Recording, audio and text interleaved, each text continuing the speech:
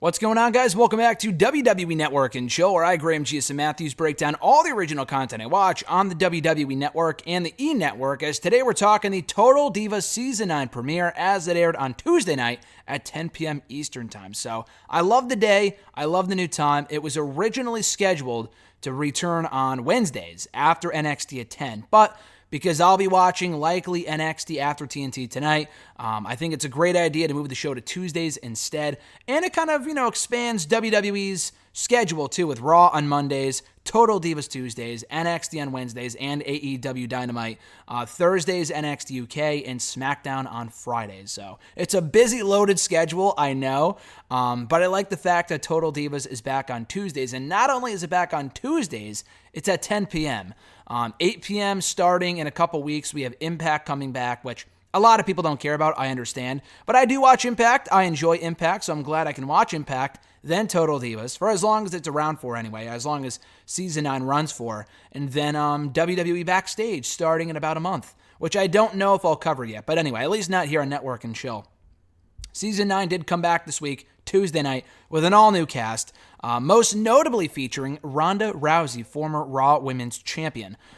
This season kicks off, I believe, at the very beginning of 2019, as this episode focuses on the 2019 Women's Royal Rumble match. Now, it's been about a year since we last saw Total Divas on the air. I think it wrapped up late last year. I want to say October or so, October or November, if not December.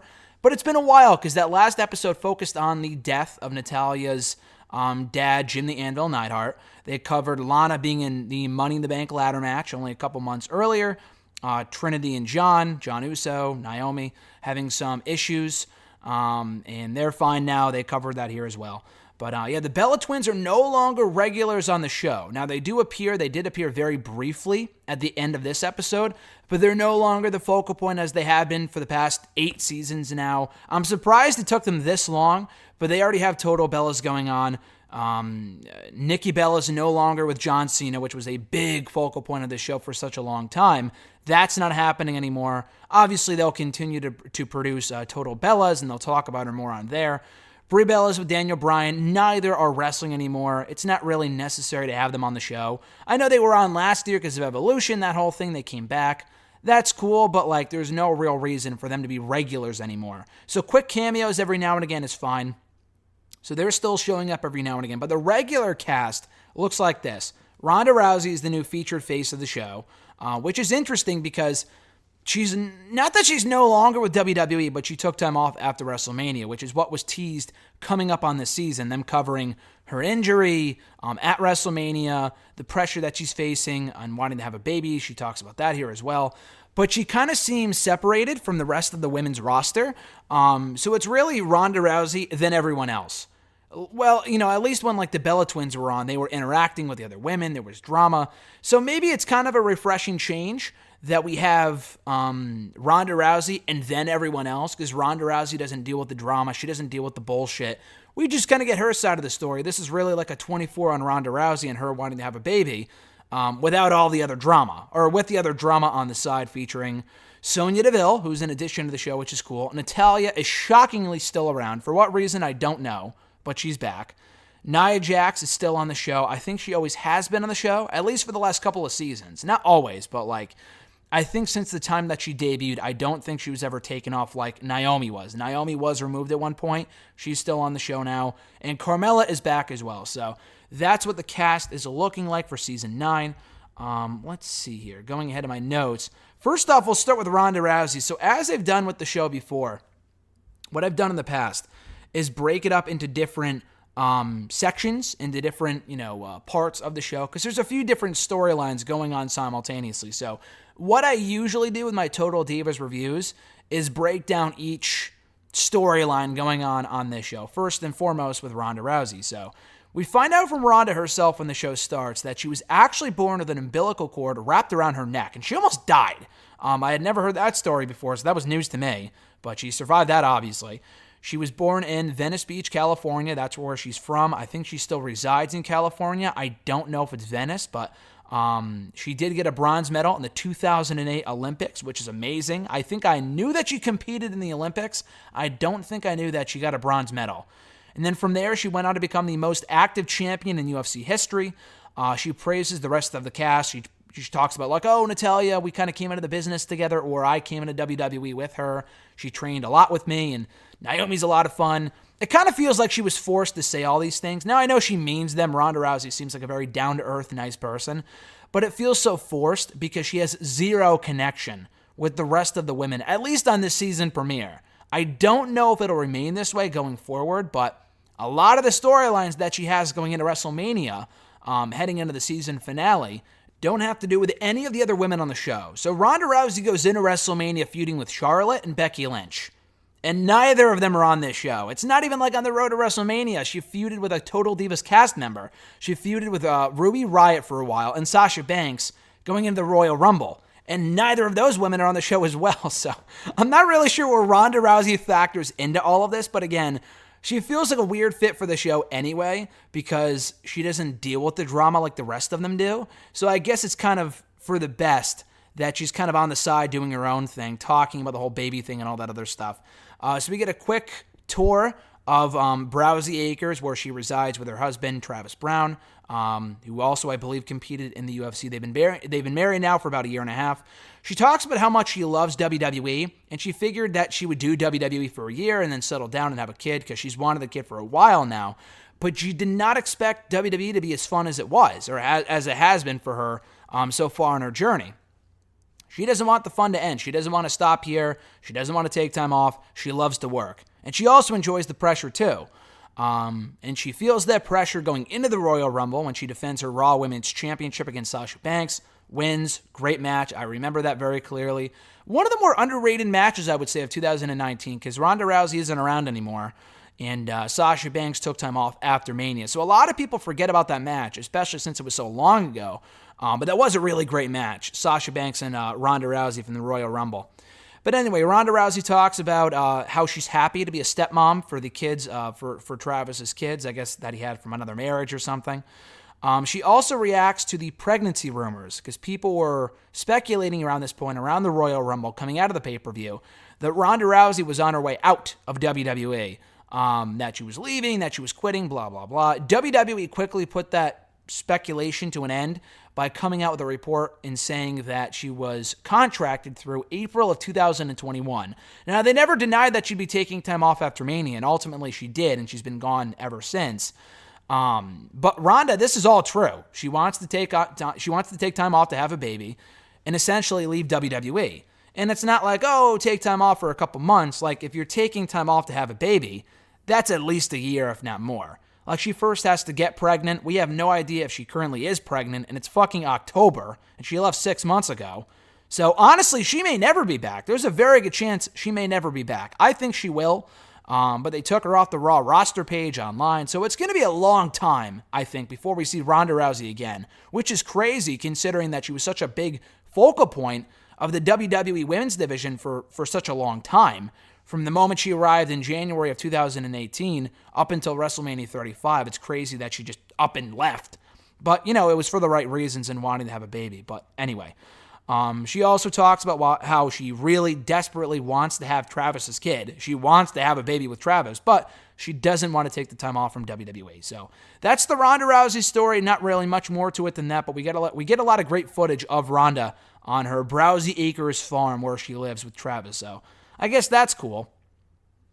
We then get the other big story of the episode, not only the debut of Ronda Rousey, but drama brewing between Nia Jax and Carmella. So Carmella's back on the show.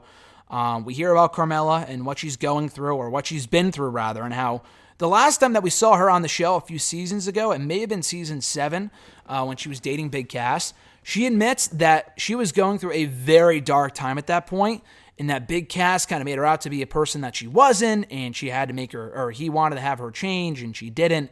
And it was a really, I guess, toxic relationship, which you would never know based off their interactions on the show. And yeah, there was some tension, but there was always tension on these fucking reality shows, you know? So they teased that in the last time that we saw her on the show, but nothing really serious, where they were contemplating breaking up like John and Nikki did like a million times before they finally did, with the roles reversed and Nikki breaking up with John, even though he wanted to get married, and that whole fucking drama and that bullshit, which still doesn't make sense to me, but whatever. So anyway, Carmella, she talks about how she's in a much better place now, and that's where we left off with her. So, Nia Jax, to kick off the episode, just outright says that she does not respect Carmella. And talking to Tamina, she says, listen, I don't respect her. She threw me under the bus one time where she thought that I hit her from behind, even though I didn't. She's a baby. She runs away from hits. She sucks in the ring. I don't like her. And then Tamina goes, well, have you talked to her about it? Which is a logical question. And Nia Jax goes, I don't want to. That's what really sets the tone for this episode. Now, again, I know it's a reality show. I know that they play people out to be the bad. They make people out to look like they're worse people than they actually are. But Nia Jax was never really all that likable here on the show anyway. Even when she was a quote-unquote good guy here on the show in the last couple seasons, she wasn't likable even then. She wasn't likable last season. She wasn't likable the season before that. She has never been likable here on the show. A lot like Natalya, who has always been unbearable on this show. Natalya has been unbearable on Total Divas since episode 1 of season 1. And now Nia Jax is replacing her as the most unbearable person on this show. But at least this time, it's on purpose. They're doing this on purpose to make Nia Jax out to be the big bad guy in the show. Oh, she punched Becky Lynch in the face. Oh, she's unsafe. So they're running with that shit. So Carmella hears that Nia Jax doesn't like her. She's talking to, I believe, Natalya and Sonya. And Carmella goes, I have no idea why she doesn't like me. Well, what's the heat here? So Carmella goes up to her like a fucking adult, and she asks her, what's your beef with me? Nia Jax just goes off after trying to avoid her all day. She outright says to Carmella in her face, looking her straight in her eyes, she goes, you're fake. You're not genuine. I don't like you. And Carmella gets really emotional at this, and rightfully so. She's like, what the fuck is going on right now? I don't understand this. So then Carmella, not really doing the adult thing to do, she then takes that shit, talks shit about Nia Jax to all the other superstars. And Sonya's like, maybe not the best thing, that's kind of how this started. I wouldn't continue it, be the better person, blah, blah, blah. Don't be spreading your shit around. Because when Nia Jax hears about that, she's not going to be happy. Carmella goes, oh, I don't care. And then does the high school thing after, I was happy with her actions at first, but then she kind of takes the high school route by then talking shit about Nia to everyone else in the locker room, including Cesaro, Sheamus, Becky Lynch, most of them, especially the guys. Scott Dawson has this great reaction where he's like, oh my God, and he clearly doesn't give a shit, and he's only acting for the cameras. I fucking love the Revival, by the way. But anyway, Nia Jax talks to Natalya about this. And she's like, yeah, I just called Carmella, disingenuous to her face. I just called her fake to her face. And Natalya's like, I wouldn't do that. She doesn't say, hey, that was a dumb thing to say. She's like, I know your personality and you're very, you're very out there. You're very blunt. I would not do that. Nia Jax is like, well, I don't care. I'm going to do it anyway. All right. So then they go to the Royal Rumble, which is the women's Royal Rumble match on this night. I guess they're backstage at the pay-per-view. You see like Johnny Gargano backstage and Aleister Black, and then you hear fucking Nia Jax and Carmella bitching at each other. It's so funny. Because most of this is fake, but it's still funny to see anyway. Anyway, so during the women's Rumble, they don't want to work together. That's where this whole thing stems from, is because Nia Jax doesn't want to do a spot with Carmella in the Rumble because she feels like she's unsafe, even though Carmella, or rather Nia Jax, is the one that's unsafe in the ring. And that's very well documented. They bring that up on the show as well. Carmella does a little later on. But anyway, they do the match. It goes fine. There's no real issues. Carmella does at one point kick Nia Jax in the face. Whether that's real or not, I don't know. They pretend it's real, though. They say that she legitimately kicked Nia in the face. She made her bleed in the lip. And then Carmella was tossed out anyway by someone else. I forgot who. So it didn't even matter anyway. There was no follow-up on that. And Nia Jax is like, oh, I deserved it. I'm kind of a bitch. Okay, she's like, I deserve it, but I'll still talk shit about Carmella anyway. Interesting. Anyway, the girls go out for lunch, and it's pretty much the entire cast of the show with the exception of Nia, because I guess Nia had stomach issues, so that's why she didn't show up. Charlie Caruso, not Carly. What is this, iCarly? Charlie Caruso was there as well. I'm surprised that she's not on the show. She seems to be on the show quite a bit between Total Bellas and now Total Divas. I'm shocked she's not on, but maybe she's not, dramatic enough to be on. Who knows? But anyway, Carmella, while there, I think it was Natalya or someone else, or maybe it was Sonya, I forgot who, asks Carmella, what's your dating situation like? And she says, oh, I'm single. And then she talks about the toxic relationship that she had with Cass, and they don't mention Cass by name, So they're kind of burying him without burying him because they show screenshots of articles online that outright say Big Cass and Carmella break up and here's why. So they really pull no punches here in burying Big Cass and how he was subsequently released from WWE. They don't mention the backstage stuff and how he got released, and apparently there was some sort of altercation backstage. There was no details on that. That was not mentioned. Unfortunately, I'm a nosy person to an extent, so I would love to know what went down there and how it happened and whatever. But she talks about, it was bad, and you can't even touch another guy without Cass going crazy or this other guy going crazy. So, I guess Cass was one of those boyfriends that was very jealous of all these other people, and he was very protective over Carmella. Wasn't a great situation for her to be in.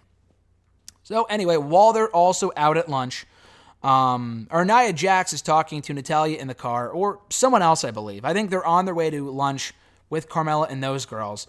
And Jax says to someone, she goes, Carmella only ever really liked the top stars while she was in NXT, and she never really cared for me. So that's where this bad blood stems from. That's why she doesn't like Carmella, because Carmella never really was her best friend in NXT.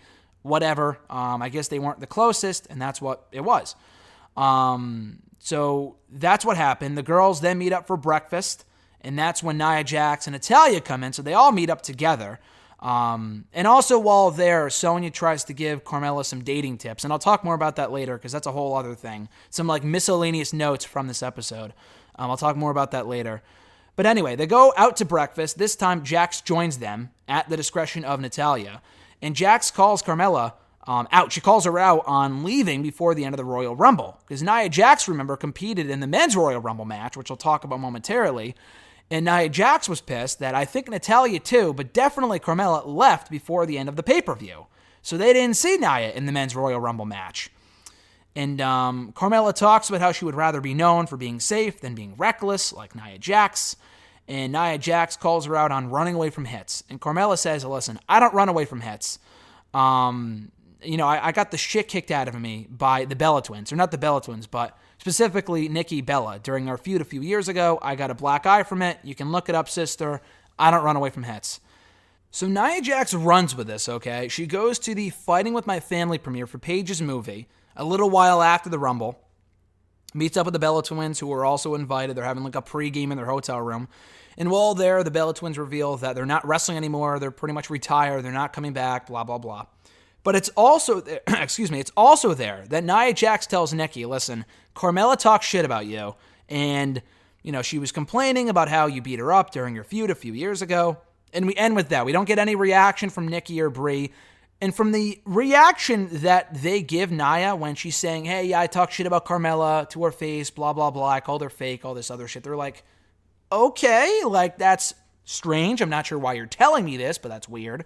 So in a rare instance, the Bella Twins are the logical people here, they're using logic, which is great. They're using common sense. I don't know how Nikki reacts to what Nia said, but Nia Jax clearly just stirring the pot. And that ends that storyline for right now, so I'm interested to see how that plays out on the next episode. So some miscellaneous notes from this episode involving the other cast members.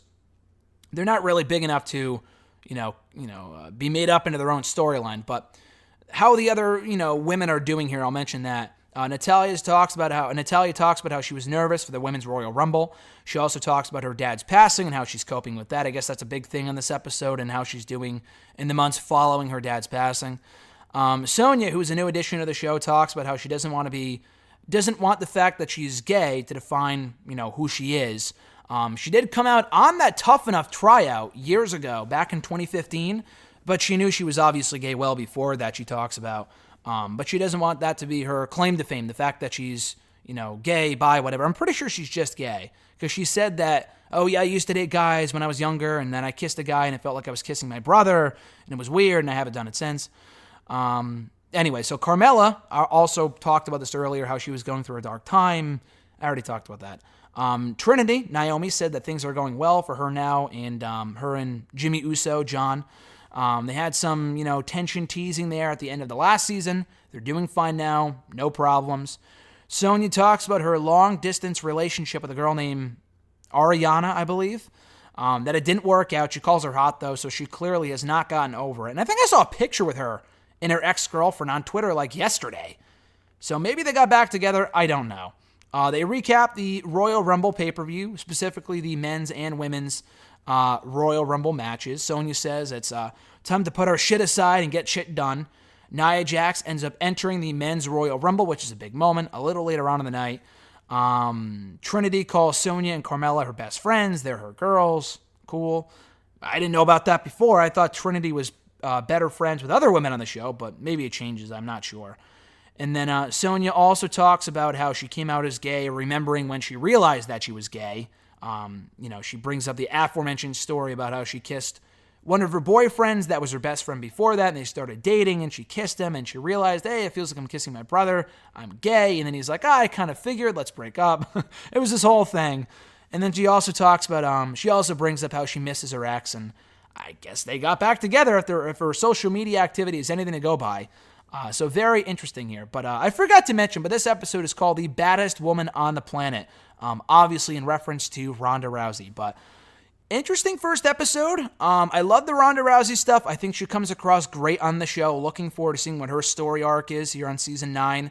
The stuff with Carmella and Nia was dramatic, like that kind of like, oh, I can't wait to see what happens next, even though you know it's fake. It's a fucking reality show, but I bring that up because it feels more contrived and more staged and scripted than usual.